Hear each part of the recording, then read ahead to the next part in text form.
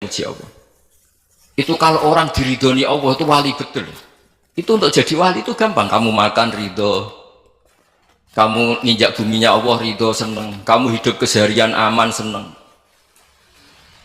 Nah ini supaya sampean kita semua lah, kita semua ngaji betapa panduan Rasulullah untuk menggapai ridho Allah itu banyak yang keseharian sekali. Saking kesehariannya banyak dalam hadis dan itu sahih. Nabi menyebut hal-hal yang keseharian. Hatta matas alu fi fimroatika, kamu punya uang kemudian istri kamu bisa makan itu ibadah. Bahkan sebagian ibadah itu dicontohkan Nabi yang akhirnya diprotes sahabat, yaitu wafi buti ahadikum sodakoh, kamu menggauli istri kamu itu ya sodakoh. Sampai sahabat bilang yang benar ya Rasulullah, ayati ahaduna syahwatahu wa huwa lahu ajrun, masa urusan biologis, urusan syahwat kemudian dia dapat pahala. Nabi menjawab, alai salawadu'aha fi haramin akana alaihi wisrun. Bagaimana kalau dia meletakkan ke yang tidak benar, itu kan dosa. Nah, hal-hal seperti ini yang saya ingin teman-teman semua lah, semua. Saya juga agak ingin ngaji demi Anda juga agak ingin. Itu dosa sekali ngaji kok, pesanan kelompok tertentu itu gak boleh. Islam itu untuk semua, jadi ya cuma karena di depan saya jenengan ya seakan-akan jenengan korbannya. Itu ada ilmunya dalam usul fikih itu. Jadi orang itu harus ngaji usul fikih. Nama yang disebut, mungkin Mas Sufyan masih ingat zaman ngaji usul fikih. Nama yang disebut itu tidak jaminan sebagai prioritas perintah. Jadi misalnya gini, kebetulan yang di depan Nabi itu Abu Dzar. Nabi ya bilang, ya Abu Dzarin ini uhibbuka misalnya, atau ya Mu'ad ini uhibbuka, atau ya Abu Hurairah ini uhibbuka misalnya. Banyak riwayat yang Nabi nyebut ya Abu Dzarin, ya Mu'ad, ya Abu Hurairah. Kemudian misalnya Nabi meneruskan khitab, ini uhibbuka, saya mencintai kamu, fakul dubur sholatin, atau sebagian riwayat disebut fala tada'an dubura kulli sholatin Allahumma inni ala dzikrika wa syukrika wa husni ibadatik. Saya mencintai kamu, siapa saja, Mu'ad bisa, Abu Dzar bisa siapa. Saya mencintai kamu, mohon kalau habis sholat kamu jangan lupa wiridan Allahumma inni ala dzikrika wa syukrika wa husni ibadatik. Ya Allah, tolong kami permudah supaya mudah ingat Engkau. Anda tidak bisa mentang-mentang, wong nama saya Parmin, nama saya Purnomo, itu yang diperintahkan Mu'ad misalnya. Jadi yang disebut satu, tapi khitab itu untuk siapa saja.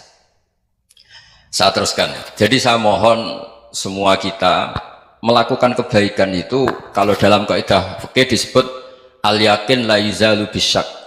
Banyak kebaikan yang kebenarannya itu 100%, tidak punya efek samping ke pihak lain, ke kelompok lain, ke komunitas lain. Itu tadi misalnya Anda makan dan itu murah sekali, hanya butuh satu piring, setiap punyaan kamu muji Allah, setiap minum kamu muji Allah. Itu redaksinya Rasulullah SAW disebut Allah sangat ridho ketika seorang hamba makan kemudian dia memuji Allah, atau minum kemudian dia memuji Allah. Logikanya gampang, negara seperti ini yang kamu harapkan bentuknya kayak apa, mertua, ipar, komunitas, tetangga, itu nyata terjadi itu kan belum pasti. Sementara yang mesti terjadi adalah kamu butuh makan, kalau tidak mati. Butuh minum, kalau tidak mati. Butuh bumi yang nyaman ditempati, kalau tidak kita juga mati. Sebab itu Allah kalau menyebut nikmatnya itu hal-hal yang keseharian. Alladzi at'amahum min ju'. Allah itu siapa? Allah itu yang menciptakan kamu bisa makan. Tidak berlebihan, Allah itu yang menciptakan kondisi sosial itu ideal. Zaman Nabi itu ya ada orang munafik. Orang-orang pilihan Allah itu juga diuji orang sekelilingnya yang macam-macam. Semua diuji sesuai konteks zaman dan waktu. Nah, tapi ada ibadah-ibadah yang selalu disarankan Nabi. Sampai Nabi itu pernah ditanya, ayul islami khairun ya Rasulullah, Islam terbaik itu gimana? Jawaban Nabi itu unik. It'amut to'am, Islam terbaik itu ya makan-makan, santai-santai. Ketika Allah menyebut beberapa kebaikan, falak tahamal aqobah, wa ma adrokan apa? Mal aqobah. Terusannya apa? Fakku rokobah. Terusannya apa? Au it'amun fi yaumin di masubah. Ya, itu acara makan-makan itu juga Islam. Kenapa? Ya bayangkan kalau tidak ada makanan, kita mati kan? Kondisi sosial tidak ideal itu Anda masih gak apa-apa, tapi kalau Anda tidak makan, Anda tidak minum, kamu punya istri cerewet masih bisa hidup, punya mertua cerewet masih bisa hidup, tapi kalau tidak makan bisa mati. Berarti penting mana istri sama makan? Penting mana? Makan. Semoga istri Anda dengar, nanti kamu disuruh makan tapi pulang deh. Itu kalau dibahasakan makan masih memahami. Penting mana nasi satu piring dengan istri. Nggak ada nasi mati, nggak ada istri belum mati. Penting mana? Gak berani jawab kan? Nah, ternyata Anda ada garang kan di depan istri. Jadi saya mohonlah, mungkin Mas Sufyan Sauri tadi yang bisa bantu lah. Teman-teman tuh ngaji yang keseharian saja. Karena kita nyari ridho Allah itu berdasar firman Allah. Dan firman Allah itu menyebut keseharian tuh riang, gampang. Yaitu tadi misalnya wa min ayatihi manamukum billaili wan nahar. Termasuk ayat-ayat Allah itu kamu tidur. Maka dulu itu ada guyonan, ada tokoh Mu'tazilah, kelompok dalam Islam yang berpikir manusia itu bisa menentukan ikhtiarnya sendiri. Karena saya bisa duduk, duduk, ingin berdiri, berdiri. Karena kelompok ini nggak terima kalau semua kehendak Allah, nanti bagaimana kalau semua kehendak Allah kok ada hisab ya, ada sanksi. Lucunya itu dia akhirnya ini cerita ya, mencintai seorang perempuan cantik sekali. Dan itu dia menjadi ahli sunnah itu oleh hal-hal yang sepele. Karena istrinya cantik, ya namanya suami istri hubungan intim. Terus ditanya, Mas, masih ingin lagi? Masih. Silahkan diulang lagi. Wah ya tidak bisa. Katanya manusia bisa menentukan yang diinginkan. Itu tobat itu. Itu nggak bisa ditobatkan Mas Sufyan Ats-Tsauri. Orang cantik yang mudah nobatkan orang itu orang cantik. Segampang itu. Akhirnya kita tahu, makanya kalau dalam kitab Hikam itu disebut al-aqil mayakul madza yaf'alu wa hubi wal ghafil mayakul madza af'al. Orang yang punya akal karena sadar ini wilayah Allah, semua milik Tuhan. Itu dia tiap hari berpikir, besok Allah akan melakukan apa terhadap dunia ini. Kamu merencanakan suatu mau plesir, ternyata gempa. Mau wisata ke Rusia, ternyata perang. Kamu tidak pernah tahu apa yang akan terjadi besok. Wa ma tadri nafsum madza taksibu ghadan. Tapi anda semua kita ini sering punya jadwal permanen. Makanya saya kalau diundang siapa saja, bisa takdir. Yang jelas Gus ini acara penting. Ya masih acara penting nak pangeran ngersakno piye? Kowe ape dadi pangeran ya? Kamu kok mau jadi Tuhan? Itu kadang ya kiai. Penting Gus acara ini jenengan harus memastikan bisa. Loh kamu itu yang ngajarin tauhid, sesuatu itu biadillah kok bilang-bilang apa pasti. Kalau maksa terus tak tobatkan kamu kata saya. Ya kalau gitu Gus bilang insya Allah. Wah itu hati saya, fisik saya, roh saya sudah bilang insya Allah. Tidak usah kamu latih kata saya. Nah hal-hal tauhid keseharian itu gampang sebetulnya. Wal ghafil yaqulu madza af'al. Tapi orang yang lupa Allah dia setiap hari bilang besok apa? Kita bisa melakukan apa? Seakan-akan dia itu aktor, dia penting, dia subjek permanen, dia. Padahal kita ini hanya objek kehendak Allah Subhanahu wa taala. Karena kita yakin sesuatu yang terjadi di alam raya ini kita tidak bisa apa-apa. Makanya saya sering ngaji, sering bilang saya, ketika Anda mensifati Allah, dia yang menghidupkan. Sudah itu tanamkan, sehingga ketika kita mati, santai saja. Kenapa santai? Allah punya cara menghidupkan kita. Zaman kita hidup juga gak tahu caranya ngelola jantung, ngelola paru-paru. Kamu juga gak tahu ngelola oksigen yang tidak beracun, tidak mengandung polusi. Tahu-tahu hidup. Gak ingin tua ya tahu-tahu tua, gak ingin mati tahu-tahu mati. Selama ini kita hidup juga agak tahu apa sebetulnya. Hanya gaya tok, punya jadwal, punya planning. Kalau kamu bisa menentukan pilihan Anda, pasti Anda istrinya cantik, 4 neriman semua, kona'ah semua. Nyatanya enggak kan? Ada 1 jelek, cerewet. Oh itu kan, nyatanya enggak bisa apa-apa Anda kan? Dan kamu bawa mati lagi. Itu kan. Istri Anda juga gitu, punya keinginan, punya suami yang ganteng, yang jabat, yang neriman, yang enggak poligami. Ya enggak kesampaian juga. Kalau kita ngitung tingkat kegagalan kita itu gagal terus. Ya kan? Nah, terus ingat Allah, madza yaf'alu wa hubi. Orang yang punya akal selalu berpikir Allah itu menghendaki apa terhadap saya. Lalu sama-sama orang gitu. Melihat orang yang serius, itu kata Anda itu pemikir berat, serius, senang punya tokoh yang merengut karena kamu anggap serius. Tapi sebagian orang anggap orang yang serius itu wong merengut, wong masam, wong muka kok ditekuk. Jadi sama itu hati ya muqallibal qulub tsabbit qalbi ala dini, karena kita nggak tahu cara berpikir kita tentang orang lain, tentang sekeliling kita.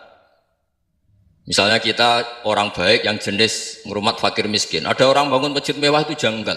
Apa artinya masjid mewah kalau banyak orang kelaparan? Tapi kalau yang jenis pendidikan apa artinya masjid mewah kalau tidak bisa ngaji? Nanti yang jenis infrastruktur apa artinya ini kalau semuanya punya sudut pandang yang berbeda-beda. Dan Islam mengapresiasi semua kebaikan.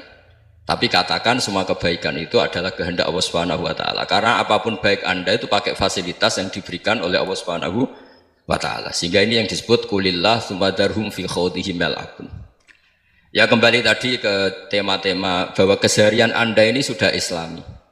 Saat Anda tidak bisa melakukan apa saja. Saya sering ada jenazah, biasanya kalau tetangga meninggal saya sering disuruh ngelepas. Saya bilang orang ini baik. Karena sering ngelamun di rumah, sering nganggur di rumah. Ditanya sama anaknya, kenapa Gus nganggur baik?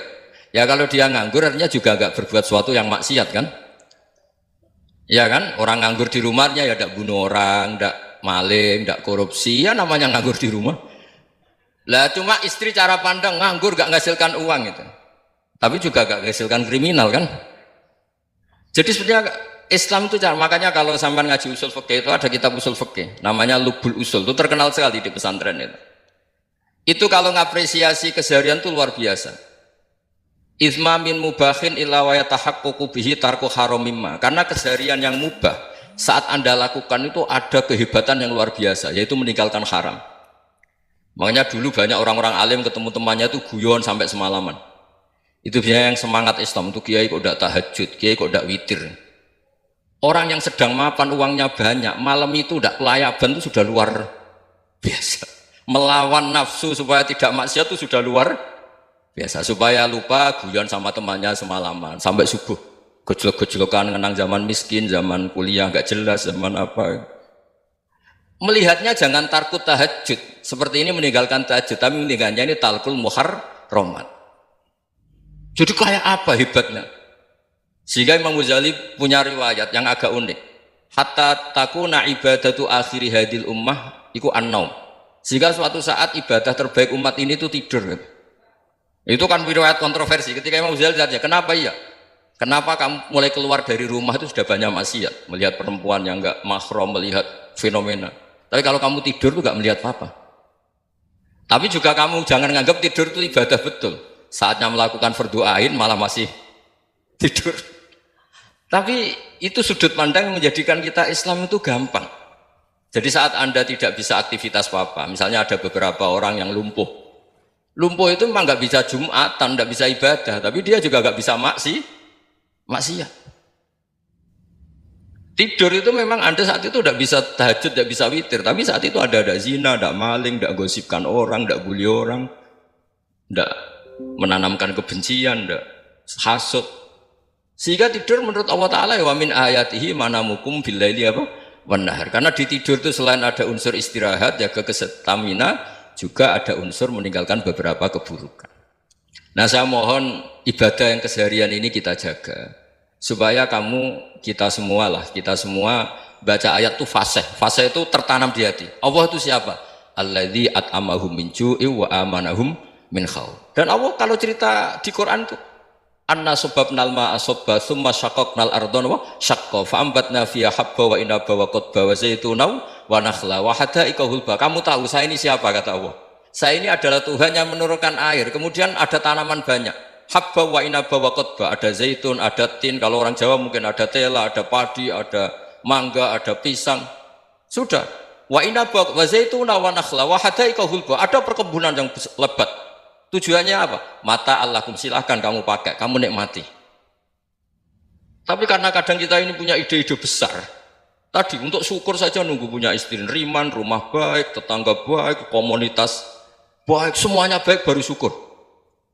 Lama-lama nanti ada di surga, syukurnya nunggu surga paling kelas A. Itu sudah ada yang menghuni Rasulullah, kamu nggak boleh di situ. Masa untuk syukur saja? Repotnya Masya Allah. Jadi mohonlah Quran yang kalau Anda hafalkan juz sama itu kan ada ayat-ayat yang kayak tadi. Ya, fal yang dzuril insanu ila ta'ami. Coba lihat apa yang kamu makan ya? Dari mana? Dan untuk mempertahankan hidup kamu keseharian. Jadi jangan kira ibadah itu harus membentuk komunitas yang versi Anda. Ibadah itu harus yang hal yang mulu-mulu. Kesehariannya Anda alami. Loh ini saya tidak bikin-bikin. Saya ngaji bukan karena berdasar pesanan. Itu ayat yang saya baca kan betul ada ayatnya kan. Fal yang dzuril insanu ila ta'ami anna sababnal ma'a sabba thumma shaqqaqnal ardo syaqqa fa ambasna fiha habba wa inaba wa qadba wa zaituna wa nakhla wa hadaiqa ghulba. Terusannya apa? Mata'al lakum, silakan kamu nikmati. Mata itu silakan kamu nikmati. Ya kayak sampean dikasih hidangan ya makan. Ya sudah makan, habis makan ya minum, habis itu ngantuk ya tidur, ya sudah normal-normal saja. Kayak apa indahnya Islam? Tapi Anda mencari Islam yang gimana lagi? Nah itu yang diajarkan guru-guru kita, diajarkan sanad kita sampai Wali Songo, sampai Rasulullah SAW.